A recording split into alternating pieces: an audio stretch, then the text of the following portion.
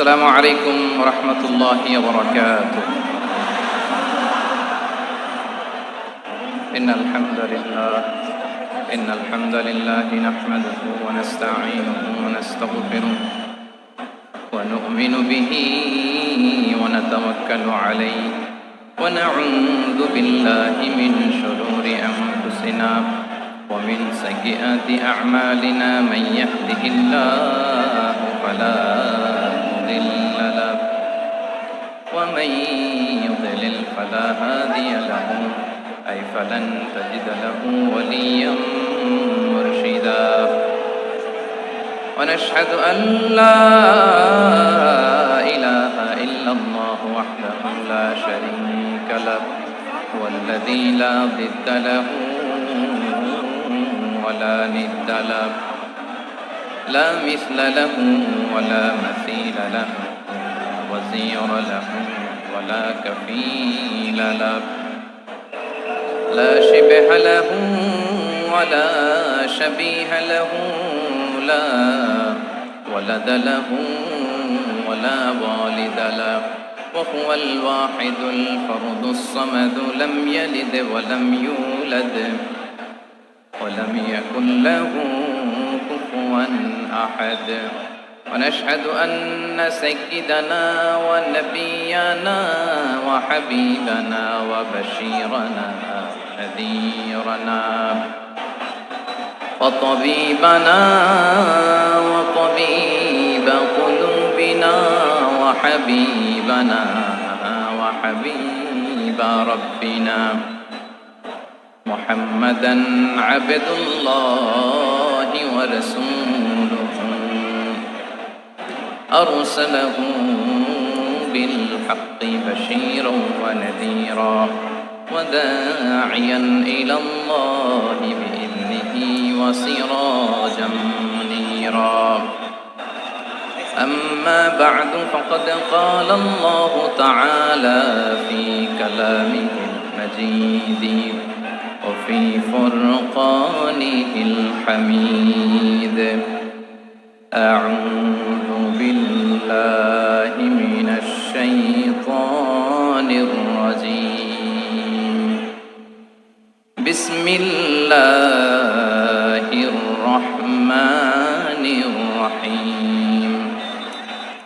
ولا تسبوا الذين يدعون من دون الله فيسبوا الله عدوا بغير علم كذلك زينا لكل أمة عملهم ثم إلى ربهم مرجعهم فينبئهم بما كانوا يعملون. إن الله وملائكته يصلون على النبي يا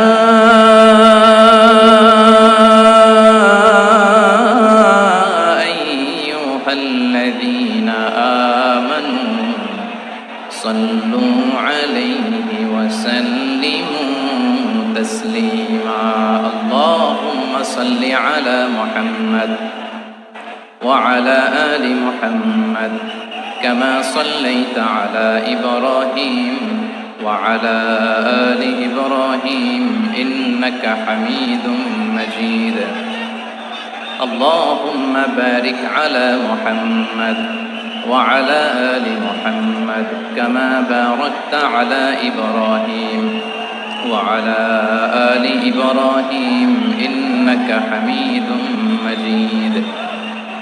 সকল প্রশংসার মালিককে, সকল ক্ষমতার উৎসকে। কেউ যেটা পারে না পারে কে, কেউ যেটা দেখে না দেখে কে, কেউ যেটা দেয় না দেয় কে? সে আল্লাহ রাব্বুল ইজ্জত ওয়াল জালালের দরবারে আমরা শুকরগুজার হচ্ছি। আমরা সবাই আওয়াজ করে পড়ে নিচ্ছি কালিমাতুশ শুকর আলহামদুলিল্লাহ। গলা ছেড়ে দিয়ে আওয়াজ করে, প্রিয় লালমনিরহাটের ভাইয়ের আওয়াজ করে সবাই পড়ুন রব্বানা লাকাল হামদ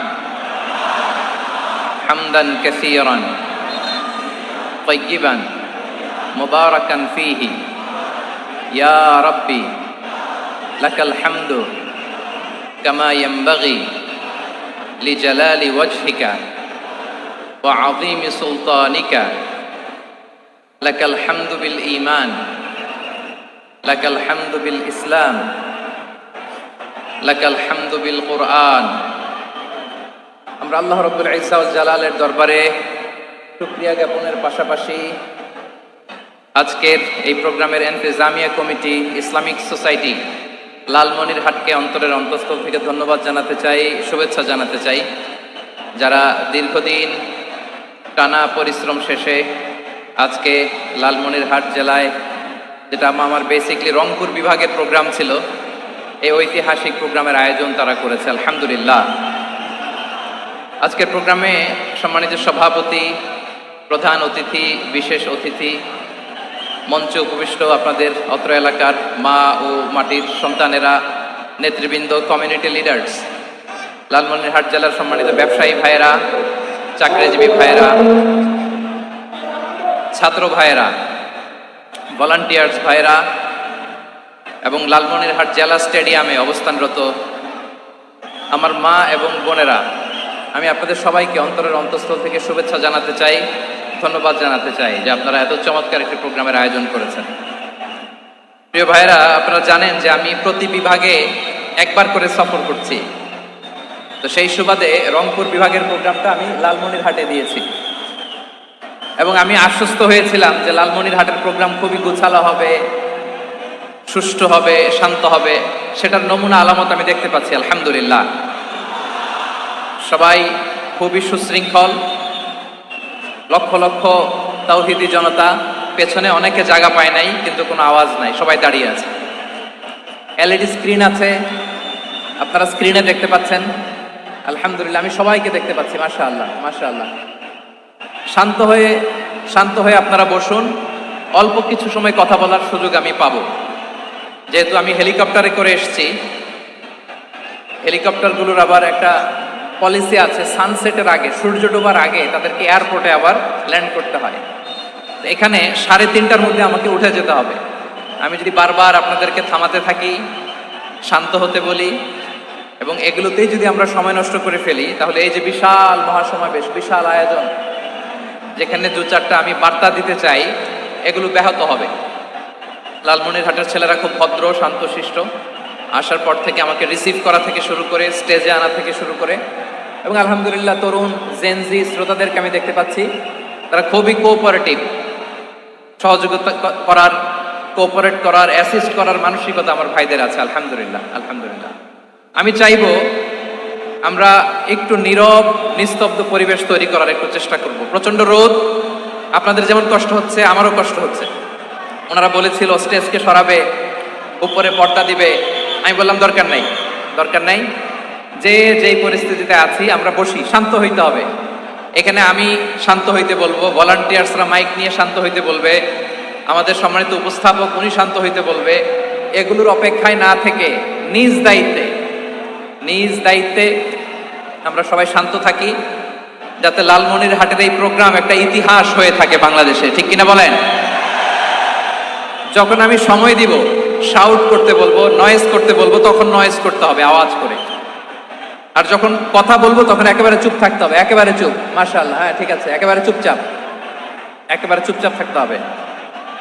ধুলা উড়ানো যাবে না, সামনে আগানো যাবে না। নিজের সুবিধা, নিরাপত্তা বুঝতে হবে। এটা কোনো রাজনৈতিক সমাবেশ না, এখানে লাফালাফি, চিৎকার চেঁচামেচি, হাত দেখানোর দরকার নাই।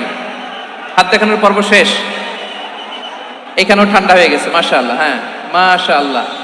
আমাদের ভলান্টিয়ার্স ভাইরা, আমাদের স্বেচ্ছাসেবক ভাইরা, আইন শৃঙ্খলা রক্ষাকারী ভাইরা অনেক চেষ্টা করতেছে, মাশাআল্লাহ, very good. I am very happy to C this scenario, মাশাআল্লাহ, আলহামদুলিল্লাহ। আমি একটু দেখতে চাই যে রংপুর বিভাগের কে কোন জেলা থেকে আপনারা এসেছেন। কুড়িগ্রাম থেকে কারা এসেছেন দেখি, কুড়িগ্রাম, মাশাআল্লাহ মাশাআল্লাহ। আচ্ছা, গাইবান্ধা জেলার কে আসছেন? গাইবান্ধা, হ্যাঁ মাশাআল্লাহ। ঠাকুরগাঁও অনেকে আসছেন। দিনাজপুর জেলা থেকে, মাশাআল্লাহ।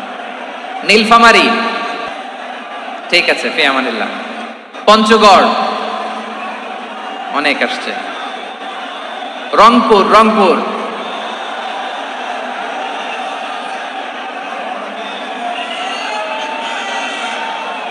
মাশাআল্লাহ মাশাআল্লাহ মাশাআল্লাহ, ঠিক আছে। লালমনিরহাটের কারা দেখি, লালমনিরহাট,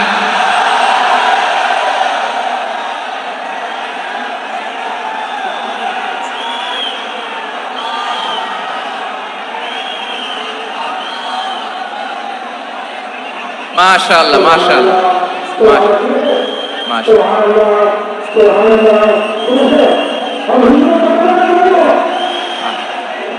ঠিক আছে ঠিক আছে। আচ্ছা, এই রংপুর বিভাগের বাইরে থেকে অন্য জেলার কারা কারা আসছেন দেখি, তাও আছে অনেকে, মাশাআল্লাহ, ঠিক আছে ঠিক আছে। আজকের প্রোগ্রামে উপস্থিত আছেন প্রধান অতিথি হিসেবে অধ্যক্ষ আসাদুল হাবিব দুলু ভাই, সাংগঠনিক সম্পাদক বিএনপি, জাতীয় নির্বাহী কমিটির সভাপতি জেলা বিএনপি লালমনিরহাট।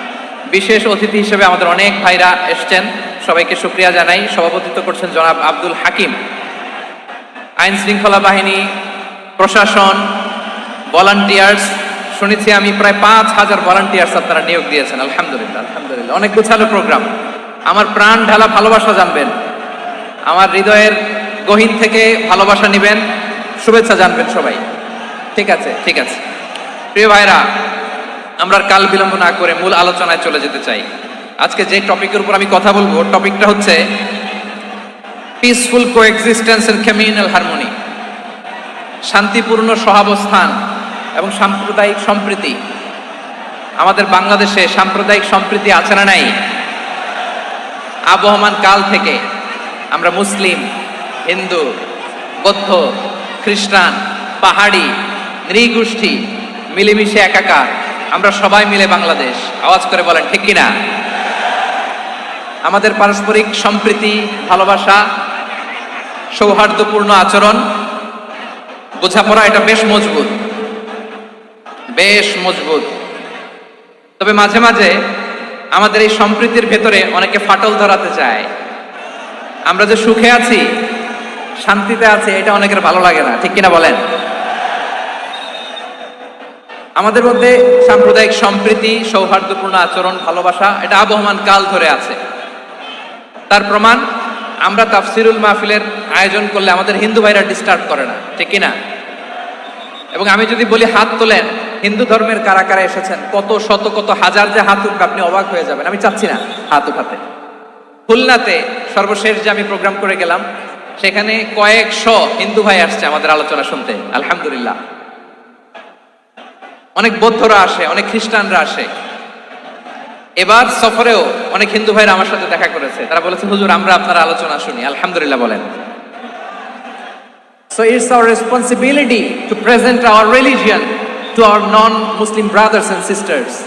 আমাদের অমুসলিম ভাই বোনদের কাছে ইসলামের সৌন্দর্য তুলে ধরা, এটা আমাদের দায়িত্ব। We all are the ambassador of Islam.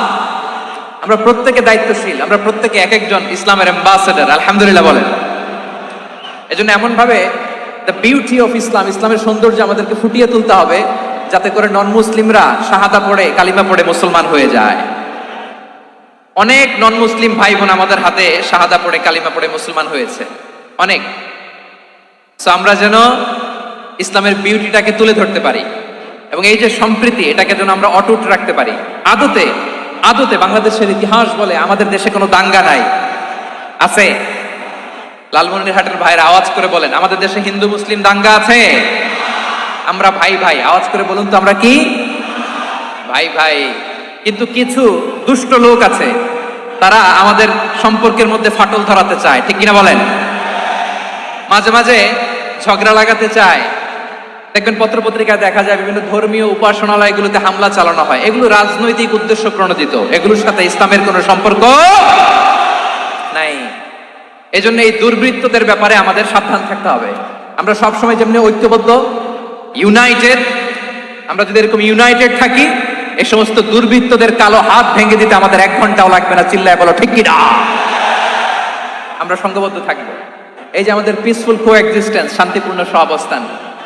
হিন্দুরা পূজা করে, যেদিন হিন্দুদের পূজা অনুষ্ঠান, আমরা ওই দিন তাফসির মাহফিল করি না, ঠিক কিনা বলেন? যেদিন আমাদের তাফসিরুল কোরআনের প্রোগ্রাম, ওই দিন আমাদের হিন্দু ভাইরা ডিস্টার্ব করে না। সুবহানাল্লাহ। হিন্দুদের পূজা অনুষ্ঠানে মাদ্রাসার ছাত্র যে পাহারা দেয়, গোটা বিশ্বে এরকম দৃষ্টান্ত নজির বিরল, ঠিক কিনা বলেন? আইন শৃঙ্খলা বাহিনীর পাশাপাশি মাদ্রাসার ছাত্ররা যে সেখানে পাহারা দেয়, গোটা পৃথিবীতে এই দৃষ্টান্ত আপনি পাবেন। মাদ্রাসার ছাত্ররা, তারা তো কোরআনের ধারক, তারা হাদিসের ধারক, তারা কেন মন্দির পাহারা দিবে? এই সম্প্রীতিকে ধরে রাখার জন্য, এই সৌহার্দ্যকে ধরে রাখার জন্য, আমাদের পারস্পরিক ভালোবাসাকে অটুট রাখার জন্য। আওয়াজ করে বলতে হবে, ঠিক কিনা? এখন বলেন, আমাদের এই ভালোবাসা অটুট থাক, আমরা চাই কি চাই না? আমরা হিন্দু মুসলিম মিলেমিশে শান্তিপূর্ণ সহাবস্থান, সাম্প্রদায়িক সম্প্রীতি, লালমনিরহাটের ভাইয়ের আওয়াজ করে বলুন, এই সাম্প্রদায়িক সম্প্রীতি আমরা চাই কি চাই না? আল্লাহ এই দেশকে তুমি বরকতময় করো, বাংলাদেশকে তুমি শান্তিময় করো। আওয়াজ করে সবাই বলেন আমিন। এই জায়গাটাতে সামান্য একটু আওয়াজ হচ্ছিল, এটাও থেমে গেছে। আলহামদুলিল্লাহ, আলহামদুলিল্লাহ। এখন একেবারে everything is in my control. মাশাআল্লাহ। ঠিক আছে, আমি মূল আলোচনায় যাই। প্রিয় ভাইরা, আমি বলেছিলাম আমার আলোচনার বিষয় হচ্ছে শান্তিপূর্ণ সহাবস্থান, সাম্প্রদায়িক সম্প্রীতি। আমরা দেখব ইসলাম আমাদেরকে কি কি দিক নির্দেশনা দেয়।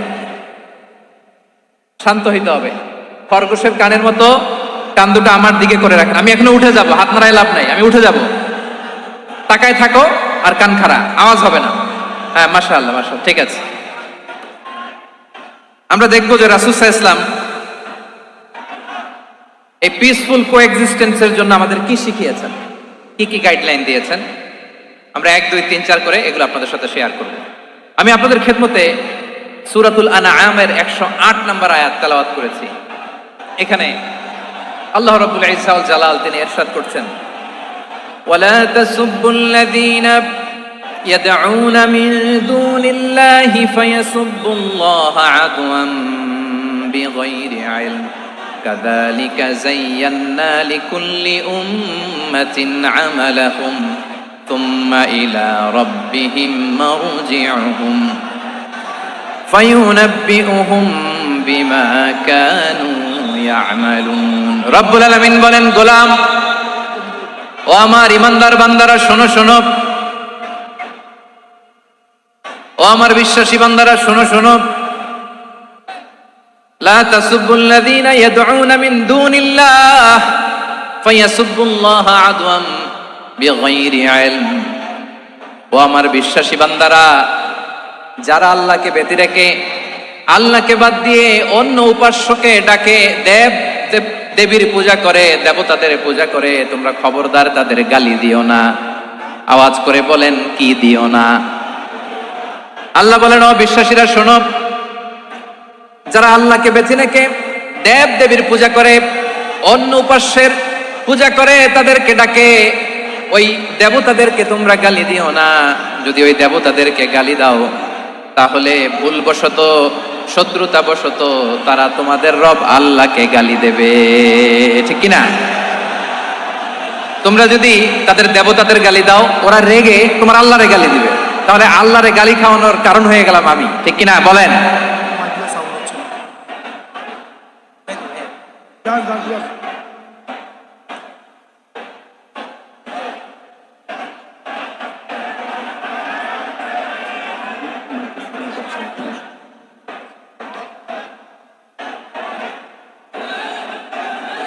সম্মানিত ভাইয়েরা, এত বিশাল প্রোগ্রাম, মাইকের একটা সেটআপ থাকে, তারগুলো অনেক সময় নড়ে যায়, ধাক্কা ধাক্কিতে ডিসপ্লেস হয়, একটু ঝামেলা হবে।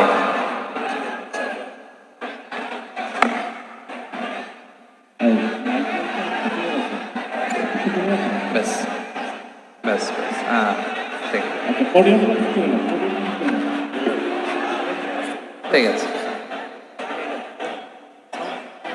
একটু একটু সমস্যা হবে মাঝে মাঝে। আপনারা শান্ত থাকলে, শান্ত থাকতে হবে। এইভাবে সাউন্ড নাই, এই নাই, এই বলতে বলতে আমার সময়ও নাই, উঠে যেতে হবে। এগুলো বোকামি। এই বিভাগীয় প্রোগ্রামগুলোতে যাই, চিৎকার চেঁচামেচি করে তোমরা আসো, সময় শেষ, আমাকে উঠে যেতে হয়। আমরা তো বঞ্চিত হলাম। গুরুত্বপূর্ণ অনেক কথা শোনাবো তোমাদের, অনেক। প্রিয় ভাইরা, আপনারা শান্ত হয়ে বসুন, শান্ত হয়ে। রব্বুল আলামিন বলেন, খবরদার বিশ্বাসীরা, আল্লাহ ছাড়া যারা অন্যান্য উপাস্যদেরকে ডাকে, দেবতাদেরকে ডাকে, তাদেরকে তোমরা গালি দিও না। ওই সমস্ত দেবতাদেরকে যদি তোমরা গালি দাও তাহলে তারা আল্লাহকে গালি দিবে, ঠিক কিনা বলে? আমরা দেবতাদের গালি দিলে ওরা আল্লাহকে গালি দিবে। রব্বুল আলামিন বলেন, খবরদার দেবতাদেরকে গালি দিও না, তাহলে ওরা তোমার রব আল্লাহরে গালি দেবে। প্রতিটি জাতির জন্য তাদের কাজকে আমি আল্লাহ সুশোভিত করে রেখেছি, তারা সবাই একদিন আমার কাছেই ফিরে আসবে। এরপর আমি রব্বুল আলামিন তাদের আমলনামা তাদেরকে জানিয়ে দেব। সুবহানাল্লাহ পড়ো। প্রিয় ভাইরা, আল্লাহ তাআলা বলেছেন খবরদার গালি দিও না। আদেশটা কার? আওয়াজ করে বলেন তো। হিন্দুদের দেবতা দেবদেবীদেরকে গালি দেওয়া যাবে না। আওয়াজ করে বলুন প্রিয় ভাইরা, এই আদেশটা কার? এই আপনাদের গলার আওয়াজ। অন্য ধর্মের দেবতাদেরকে যে গালি দেওয়া যাবে না, এই আদেশটা কার? আরো জোরে বলুন, কার? গালি দিবেন কোন দেবতাকে? দিবেন? যদি দেন তাহলে ওরা আল্লাহরে গালি দিবে। তাহলে আল্লাহরে গালি খাওয়াইলো কে? আপনি, ঠিক কিনা বলেন? আমি আল্লাহকে গালি খাওয়ানোর কারণ হলাম, কারণ আমি যদি গালি না দিতাম ওরা আমার রবকে গালি দিত না। আওয়াজ করে বলেন ঠিক কিনা? তাহলে প্রিয় ভাইয়েরা, ইসলাম আমাদেরকে শেখায়, সূরাতুল আনআমের 108 নম্বর আয়াত থেকে আমরা বুঝলাম কোন ধর্মকে ছোট করা যাবে না। অন্য ধর্মকে ছোট করা মানে ইসলামকে ছোট করা। অন্য ধর্মের দেবতাকে গালি দেওয়া মানে আল্লাহকে গালি খাওয়ানো। আওয়াজ করে বলেন ঠিক কিনা? খবরদার, এটা করা যাবে না। আর অন্য ধর্মের দেবতাকে যদি আপনি গালি দেন, ওরা ইসলাম থেকে দূরে সরে যাবে। যাও ইসলামের প্রতি আকৃষ্ট হয়েছিল আর কোনোদিন ইসলামের ধারে কাছে আসবে না। আওয়াজ করে বলেন ঠিক কিনা? এজন্য কখনো কোনোদিন অন্য ধর্মের দেবতাদেরকে গালি দেওয়া যাবে না। অন্য ধর্মের কোনো দেবতাদেরকে আমরা গালি দিব না, গালি দিব না, বরং ইসলামের beauty, the beauty of Islam, ইসলামের সৌন্দর্যকে আমরা তুলে ধরব। আমরা যদি বিশ্বনবী সাল্লাল্লাহু আলাইহি ওয়াসাল্লামের জীবনের দিকে তাকাই, তাহলে আমি দেখব বিষ্ণু ইসলাম মক্কাতে কিংবা মদিনাতে অন্য ধর্মের লোকদের সাথে খুব পিসফুলি লাইফ লিড করেছেন। হোক মুশরিক, হোক খ্রিস্টান, হোক ইহুদি, বিশ্বনবী সবার সাথে মিলেমিশে ছিলেন। আলহামদুলিল্লাহ বলেন। ইসলাম হচ্ছে পিসফুল রিলিজিয়ান। অন্য ধর্মের প্রতি সহনশীলতার সবক ইসলাম আমাদেরকে দেয়। কিন্তু প্রতিটি মুসলিমের এটা মনে রাখতে হবে, আল্লাহর কাছে পছন্দনীয় গ্রহণযোগ্য ধর্ম, জীবনাদর্শ একটি, সেটা হচ্ছে ইসলাম। আওয়াজ করে বলেন সেটা কি? লালমনিরহাটের ভাইরা আওয়াজ করে বলুন, আল্লাহর কাছে মনোনীত ধর্ম একটি, সেটা কি? এজন্য রব্বুল আলামিন বলেন, ইন্নাদ-দীনা ইনদাল্লাহিল ইসলাম, আল্লাহর কাছে মনোনীত গ্রহণযোগ্য অ্যাকসেপ্টেড ধর্ম মতাদর্শ একটা, সেটা হলো ইসলাম। ইসলাম ছাড়া অন্য কোনো ধর্ম যদি কেউ তালাশ করে, তার ওই ধর্ম আল্লাহ গ্রহণ করবে না। ওমাই ইয়াবতাগি গায়রাল ইসলামি দীনান ফালাই ইউকবালা মিন ওয়া হুয়া ফিল আখিরাতি মিনাল খাসিরিন।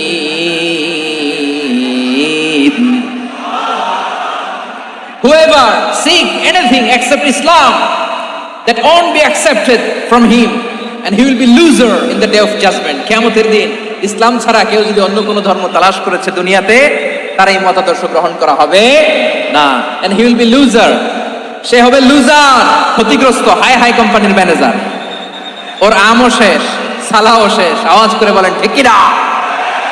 এজন্য ইসলাম পেয়ে আমরা খুশি না বেজার? প্রত্যেক নামাজ শেষে আমরা আল্লাহরে বলি, আল্লাহ রাদিতু বিল্লাহি রাব্বা ওয়া বিল ইসলামি দীনা ওয়া বি মুহাম্মাদিন নাবিয়্যান ওয়া রাসূলা।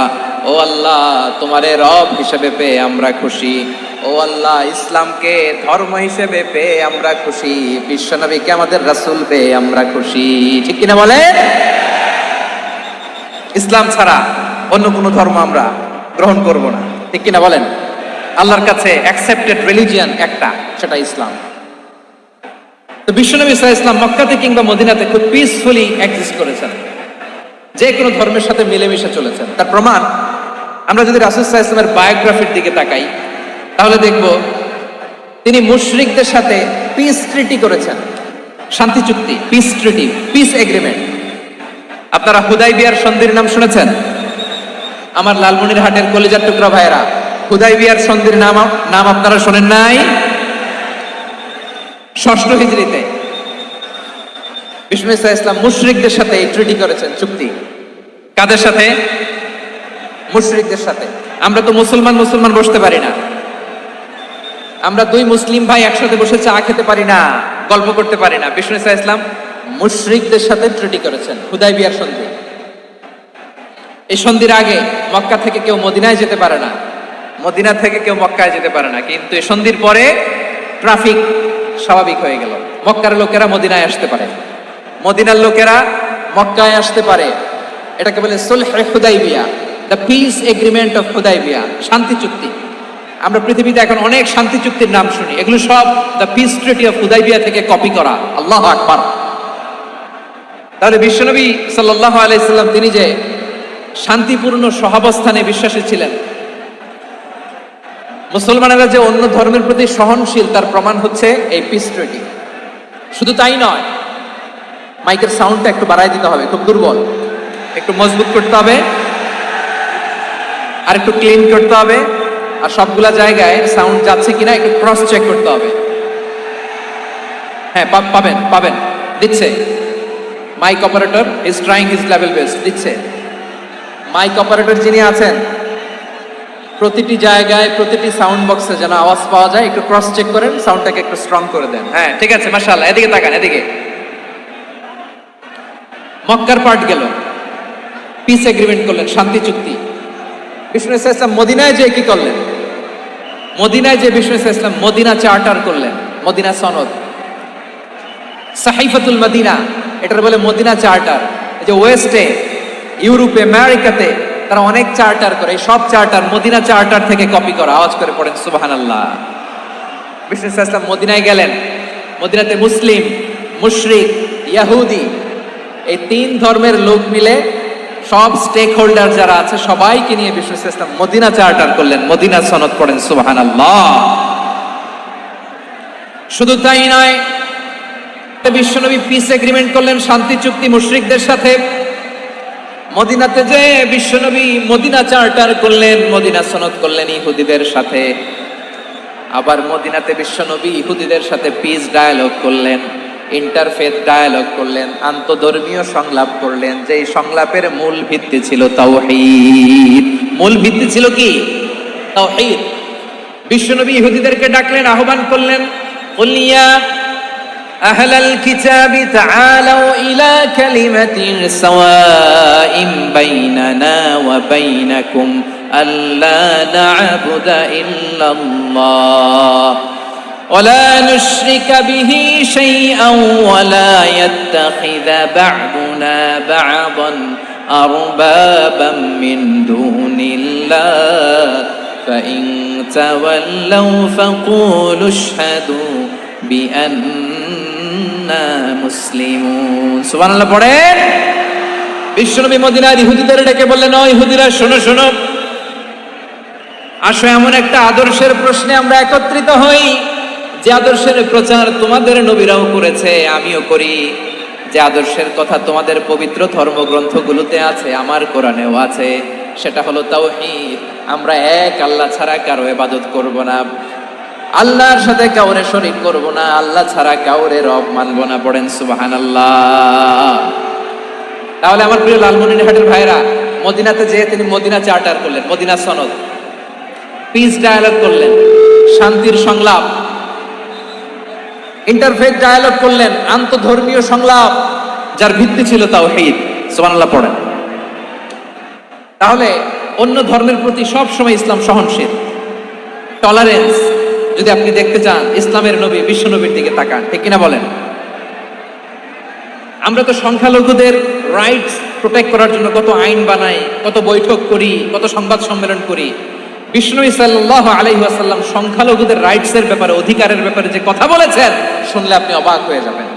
বিশ্বনবী বলেন, আলা মান যালামা মুআহাদান আও ইনতাকাসাহু আও কাল্লাফাহু ফাওকা তাআতিহি আও কাল্লাফাহু ফাওকা তাকাতিহি আও আখাযা মিনহু শাইআন বিগাইরি তিবি নাফসিন ওয়া আনা হাজিজুহু ইয়াউমাল কিয়ামা। খবরদার, জেনে রাখো, কেউ যদি কোনো সংখ্যালঘুর উপরে অত্যাচার করে, কোন সংখ্যালঘুর প্রাপ্য থেকে যদি কেউ কাউকে ঠকায়, সংখ্যালঘুর উপর যদি কেউ কষ্ট দেয়, কোন সংখ্যালঘুর সম্পদ যদি কেউ জোর করে কেড়ে নেয়, আমি কিয়ামতের দিন বিশ্বনবী ওই সংখ্যালঘুর পক্ষে আর ওই মুসলমানদের বিপক্ষে বাদী হয়ে দাঁড়াবো। সুবহানাল্লাহ বলতে পারলেন না? আল্লাহু আকবার।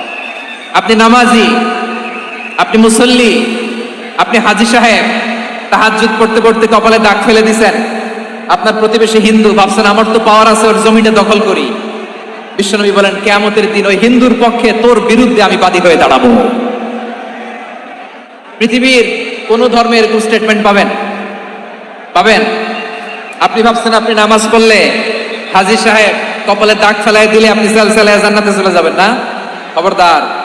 বিশ্বনবী বলেন কোন সংখ্যালঘুর উপর যদি কেউ আক্রমণ করে, তার প্রাপ্য তাকে না দিয়ে যদি তাকে ঠকায়, তার উপর জুলুম করে, তার সম্পদ যদি কেড়ে নেয়, আমি নবী, তুমি মুসলিম হইতে পারো, মুসল্লি হইতে পারো, তার পক্ষে তোমার বিপক্ষে আল্লাহর দরবারে বাদী হয়ে দাঁড়াবো। আচ্ছা লালমনিরহাটের ভাইরা, কথা বুঝতে পারলে আওয়াজ করে উত্তর দেন। বিশ্বনবী যদি কারো বিপক্ষে দাঁড়ায় কিয়ামতের দিন, আই রিপিট, আমি আবারও বলছি, বিশ্বনবী যদি কিয়ামতের দিন কারো বিপক্ষে দাঁড়ায়, ও তো সালসালায়ে জান্নাতি, তাই না? জান্নাতি না? যে নবীর সুপারিশ ছাড়া জান্নাতের গেটও দেখা যাবে না, ওই নবী যদি বলে তোর বিপক্ষে আমি বাদী হয়ে দাঁড়াবো, ওই জান্নাতে আর ঢোকার কোনো সুযোগ আমাদের থাকবে? এখানেই শেষ না আমার প্রিয় লালমনিরহাটের ভাইয়েরা, এখানেই শেষ নয়। বিশ্বনবী বলেন মান কাতালা মুআহাদান, বুখারীর বর্ণনা, মান কাতালা মুআহাদান লাম ইয়ারাহ রাইহাতাল জান্নাহ।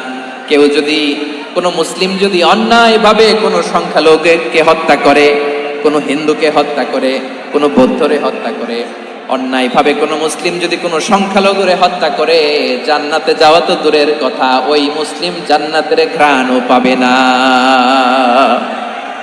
সেই বুখারীর বর্ণনা, মান কাতালা মুআহাদান লাম ইয়ারাহ রাইহাতাল জান্নাহ ওয়া ইন্না রিহাহা লা ইউজাদু মিন মাসিরাতি 40 আমা।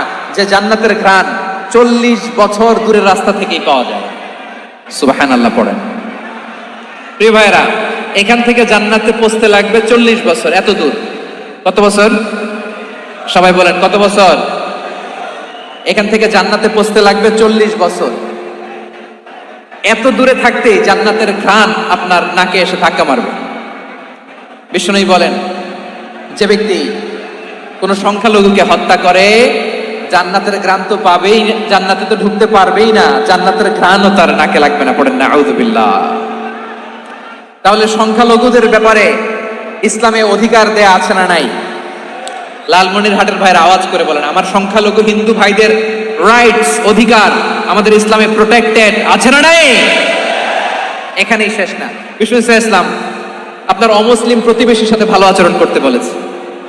আমাদের হয় না এটা মুসলিম পাড়া, ওটা বৌদ্ধ পাড়া, হয় না? অনেক সময় হয় না এটা আমাদের মুসলিম পাড়া, ওইটা হিন্দু পাড়া, এরকম আছে না নাই? লালমনিরহাটে নাই না? আছে? হিন্দু যদি আপনার প্রতিবেশী হয় কি করবেন? ওরে কষ্ট দিবেন নাকি? কেন? ও তো হিন্দু, ও তো আমার আল্লাহরে ডাকে না, ওরে কষ্ট দিলে যায় যাবে না? খবরদার। বিষ্ণু ইসলাম বলেন মান কানা ইউমিনু বিল্লাহ ওয়াল ইয়াউমিল আখির ফালিউকরিম জারাহ। যে আল্লাহ বিশ্বাস করে আর আখিরাতে বিশ্বাস করে, সেজন্য প্রতিবেশীর সাথে ভালো আচরণ করে। সুবহানাল্লাহ। কলিজা জুড়ায় যায় না আমার নবীর কথাগুলো শুনলে? যে আল্লাহ বিশ্বাস করে, যে আখিরাতে বিশ্বাস করে, সেজন্য প্রতিবেশীর সাথে ভালো আচরণ করে। এখানে বলছে মুসলিম প্রতিবেশী বলছে, নামাজি প্রতিবেশী বলছে, আল্লাহওয়ালা প্রতিবেশী বলছে না। প্রতিবেশী আস্তিক হোক নাস্তিক হোক, প্রতিবেশী মুমিন হোক মুশরিক হোক, প্রতিবেশী হইলেই তার সাথে ভালো আচরণের দরকার আছে না নাই? আমার প্রিয় লালমনিরহাটের ভাইরা, বিষ্ণু ইসলাম ওনার ইহুদি প্রতিবেশীদের দেখাশোনা করতেন। আওয়াজ না শোনা যাক, আমারও তো দেখা যায়, আমারও তো দেখা যায়। তাকায় থাকেন, তাকায় থাকলে সওয়াব হবে। কোরআনের কথা যেখান থেকে হয় এদিকে তাকায় থাকলেই বরকত। তাকায় থাকেন। জি জি, মাইক, আমি তার মাইক ঠিক করতে আসি না এদিকে, এই মাইক ঠিক করবো, ওই মাইক ঠিক করবো, ওদিকে পাইলট বলবে হুজুর চলে আসেন। জি বসুন, বসুন, মাশাআল্লাহ। হ্যাঁ, খুব শান্ত, ঠিক আছে। পুলিশ ভাইরা না খেয়ে দিনরাত আপনারা যাতে সুশৃঙ্খল একটা প্রোগ্রাম উপহার পান, এটাই চেষ্টা করতেছে। আপনাদেরকে কষ্ট দিতে আসে নাই, একটু একটু সহযোগিতা করেন। জি মাশাআল্লাহ। হ্যাঁ ঠিক আছে। আমার প্রিয় ভাইরা, প্রতিবেশী আস্তিক হোক নাস্তিক হোক, মুসলিম হোক হিন্দু হোক, তার সাথে ভালো আচরণ করতে হবে। বিষ্ণু ইসা ইসলাম ওনার ইহুদি প্রতিবেশীর বাসায় যেতেন। কোন প্রতিবেশী? ইহুদি। আওয়াজ করে বলেন, কোন প্রতিবেশী? ইহুদি। এক ইহুদি কিশোর বিষ্ণু ইসা ইসলামের খেদমত করতে, ইহুদি ছেলে আমার নবীর খেদমত করতো, তারা ছিল নবীর প্রতিবেশী। তো অনেকদিন হয় ইহুদি ছেলেটা আসে না। বিষ্ণুনবী খোঁজ দিলেন, ঘটনা কি? একটা ইহুদি ছেলে না আমার খেদমতে আসতো, ছেলেটা কই? খোঁজ নিয়ে জানলেন ছেলেটা অসুস্থ। বিষ্ণু ইসা ইসলাম ওই ইহুদির বাড়িতে চলে গেলেন ওই ছেলেটাকে দেখা করার জন্য, ভিজিট করার জন্য। সুবহানাল্লাহ পড়বেন না? গেলেন, যে দেখে ইহুদি ছেলেটা মুমূর্ষ, জান জান যায় যায় ভাব, বিছানায় পড়ে আছে, তার বাবা দাঁড়ানো। বিশ্বনবী তার মাথার পাশে বসলেন, মাথায় হাত বুলিয়ে দিলেন, আর ছেলেটাকে বললেন, আসলিম, হে ইহুদি ছেলে, আসলিম, ইসলাম ধর্ম গ্রহণ করো। তো ছোট্ট ছেলে ভাবে আমরা ইহুদি, এখন ইসলাম ধর্ম গ্রহণ করলে আব্বা যদি বকা দেয়, ফানাযারা ইলা ওয়াজহি আবি, ছেলেটা তার বাবার চেহারার দিকে তাকালো, দেখি আব্বা কি কয়। আব্বা যদি বলে তাইলে ইসলাম ধর্ম গ্রহণ করবে। ইহুদি ছেলেটা তার বাবার দিকে যখন তাকালো, ওর বাবা বলে, আতিয়া আবুল কাসিম, আবুল কাসিম যা বলে তাই করো। আবুল কাসিম হচ্ছে বিষ্ণু ইসলামের একটা কুনিয়াত, উপনাম। আমার রাসূলের বড় ছেলের নাম ছিল কাসেম। যেমন দেখবেন আমাদের এলাকায় কারো ছেলের বড় ছেলের নাম যদি হয় আব্দুল্লাহ, এরা আব্দুল্লাহর বাপ বলে ডাকে। কারো বড় মেয়ের নাম যদি হয় ফাতেমা, এরা কি ডাকে? ফাতেমার বাপ বলে না? তো বিষ্ণু ইসলামের বড় ছেলের নাম ছিল কাসেম। ইহুদি বাবা বলল, আতিয়া আবুল কাসেম, আবুল কাসেম যা বলে তাই শোনো, মানে মোহাম্মদ যা বলে তাই শোনো। এই কথা শুনে ছেলে সাহস পাইছে, ছেলে আবার পড়তে আরম্ভ করলো, আশহাদু আল্লাহ ইলাহা ইল্লাল্লাহ ওয়া আশহাদু আন্না মুহাম্মাদার রাসূলুল্লাহ, পড়েন আল্লাহু আকবার। বিশ্বনবীর আহ্বান শুনে ওই আহ্বানে সাড়া দিয়ে ইহুদি ছেলে শাহাদা পড়ে মুসলমান হয়ে গেল। তার হৃদয়টারে ঈমানের নূর দিয়ে আলোকিত করে দিল কে? প্রিয় ভাইরা, এবার রাসূল সাল্লাল্লাহু আলাইহি ওয়াসাল্লাম বের হয়ে আসলেন ঘর থেকে, আর বললেন, আলহামদুলিল্লাহিল্লাযী আনকাযাহু মিনান নার, প্রশংসা সে আল্লাহর, যে আল্লাহ জাহান্নামে চলে যাচ্ছিল প্রায় এমন একটা লোককে মুহূর্তের মধ্যে কালেমায়ে শাহাদাতের বদৌলতে জান্নাতি বানায় দিলেন। আওয়াজ করে পড়েন সুবহানাল্লাহ। এই হাদিস থেকে আমরা কি শিখলাম? What is the moral of the story? এক নম্বর স্টোরি হলো, প্রতিবেশী ইহুদি হোক হিন্দু হোক, যাবেন, সুসম্পর্ক রাখবেন, উপহার দিবেন, বিপদে পাশে দাঁড়াবেন, তাইলেই তো আপনাদের প্রতি, মুসলমানদের প্রতি তারা আকৃষ্ট হবে, ঠিক কিনা বলেন? আপনি যদি হিন্দুদের সাথে বৌদ্ধদের সাথে নাই মিশেন, নাস্তিকের কাছে নাই যান, তো ইসলামের সৌন্দর্যটা ওরা বুঝবে কেমনে? আমার অনেক হিন্দু পরিচিত ভাই আছে, ওরা আমাদের ইফতারির প্রোগ্রামে এসে একসাথে ইফতারি করে। অনেক মদখোর আমার সাথে বসে একসাথে ডিনার করে, হাফ প্যান্ট পরা, গলায় স্বর্ণের চেইন, হাতে স্বর্ণের ব্রেসলেট, আইসা আমার সাথে ডিনার করছে, আছে এরকম। গাঁজাখোর, আমি বলে আসো, welcome welcome to my dinner, আসো বসো, বসলেই তো আমি ওর ডিএনএ, চিন্তার ডিএনএ চেঞ্জ করে দেওয়ার সুযোগ পাবো, চিল্লায় বলো ঠিক কিনা? আসতে হবে আমার কাছে। Hour door is open, the door of Islam is open 24/7। সব সময় আমাদের ইসলামের দরজা আমার অমুসলিম ভাইদের জন্য খোলা আছে না নাই? এই হাদিস থেকে দুইটা শিক্ষা। এক নম্বর শিক্ষা, প্রতিবেশী মুসলিম হোক অমুসলিম হোক, যান, অসুস্থ হইলে একটু আপেল নিয়ে যান, আঙ্গুর নিয়ে যান, কমলা নিয়ে যান, তাদের সাথে ভালো আচরণ করেন। ইসলামের বিউটি দেখে, সৌন্দর্য দেখে অবাক হবে, নসিব ভালো হলে কোনোদিন কালিমা পড়ে মুসলমান হয়ে যাবে, ঠিক কিনা বলেন? তাহলে অমুসলিমের সাথে ভালো সম্পর্ক। বিশ্বনবী ইহুদির বাড়িতে গেলেন, ইহুদির বাড়ি, আর আমার মুসলমান ভাই আমার কাফের বলে, এরকম আছে না নাই? মুসলিম মুসলিমরা দেখতে পারে না, সহ্য করতে পারে। বিশ্বনবী সাল্লাল্লাহু আলাইহি ওয়াসাল্লাম ইহুদির বাড়িতে গেলেন, এটা একটা শিক্ষা। আরেকটা শিক্ষা হলো, ভাইরা ধাক্কা মারে এসে সামনে এসে কি লাভ? প্রোগ্রাম তো শেষ হচ্ছে, এখনই শেষ হচ্ছে। তো এই যে আমাদের বকশি ভাই ওয়াদা নিল, হাত তোলালো, মিম বলে এত কথা বললো, তো আমি জেলায় জেলায় যে খালি হাত নাড়াই তোমাদের জন্য নাকি? হ্যাঁ, হাত নাড়াই শুধু, এই ধাক্কাইতে ধাক্কাইতে এদিকে এসে হাত নাড়াইতেছে, হয়েছে তো, দেখলাম তো, ঠিক আছে, মাশাআল্লাহ, অনেক সুশৃঙ্খল, অন্যান্য যে কোনো জেলার জন্য সুশৃঙ্খল। আমার দিকে তাকাও, আমার দিকে তাকাও, ঠিক আছে, এই যে দাঁড়িয়ে আছে, একটা ছেলে নড়ে না, দেখছেন? মাশাআল্লাহ মাশাআল্লাহ মাশাআল্লাহ। হ্যাঁ, এইভাবেই। আর কয়েকটা মজাদার কথা আছে, শোনো। এই হাদিস থেকে আমাদের শিক্ষা হলো, আমার প্রতিবেশী যেই ধর্মের হোক আমি সম্পর্ক রাখবো, অসুস্থ হলে যাব, কি বলেন ভাইরা, যাবেন না? যাবেন না আপনারা? আচ্ছা, 2 নম্বর শিক্ষা হলো বিষ্ণু ইসলামের খাদেম ছিল ইহুদি, এতদিন খেদমত করলো, একদিনে বিশ্বনবী ওরে কালিমার দাওয়াত দেয় নাই। কারণ কি? বিশ্বনবী একটা ভালো সময়ের অপেক্ষা করতেছিলেন, প্রপার টাইমিং। দাঈর কাজ হচ্ছে দাঈ ইলাল্লাহ, সে হচ্ছে সুযোগ সন্ধানী। দাঈ সুযোগ খুঁজে, কখন দাওয়াত দিলে ব্যাটে বলে হবে, ঝোপ বুঝে কোপ মারে, ঠিক কিনা বলেন? বিষ্ণু ইসলাম ভালো সময়ের অপেক্ষা করতেছিলেন, দেখি ভালো সময় আসুক আসুক আসুক আসুক। আস্তে আস্তে এমন সময় আসছে, ছেলে এবার মুমূর্ষ। অসুস্থ ব্যক্তির হৃদয় অত্যন্ত নরম থাকে। হসপিটালে যখন কেউ যায় তার হৃদয়টা বড্ড নরম থাকে, মৃত্যুর ভয়ে তার অন্তরটা নরম থাকে, ঠিক কিনা বলেন? এই প্রপার টাইমিং এর অপেক্ষা করতেছিলেন। যখনই টাইমিং পেয়েছেন দাওয়াত দিলেন, পড়ো লা ইলাহা ইল্লাল্লাহ, সুবহানাল্লাহ পড়েন সবাই। তাহলে ইসলাম অমুসলিম প্রতিবেশীর সাথে ভালো আচরণ করতে বলে।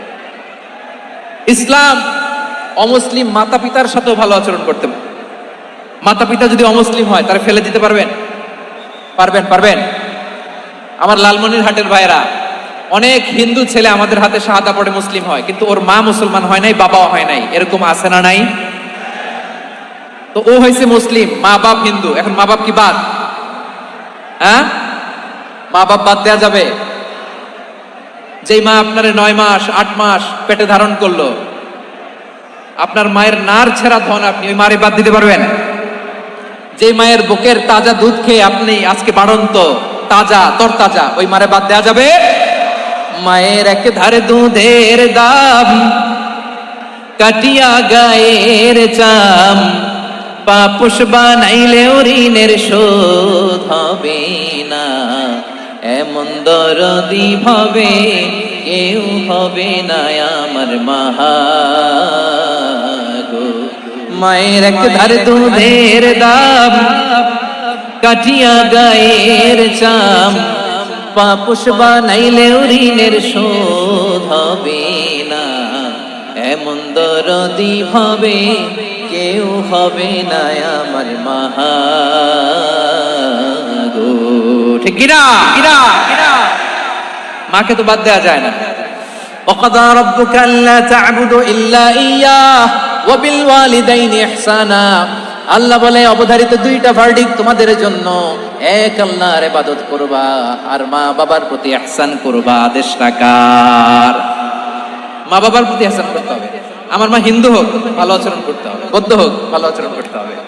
আমার যে সমস্ত হিন্দু ভাইয়েরা মুসলিম হয়েছে, তোমাদের মা বাবা এখনো মুসলমান হয় নাই, তাদের সাথে ভালো আচরণ করতে হবে। আপনাদের খেদমত নিজে করতে হবে অথবা খেদমতের ব্যবস্থা করাই দিতে হবে।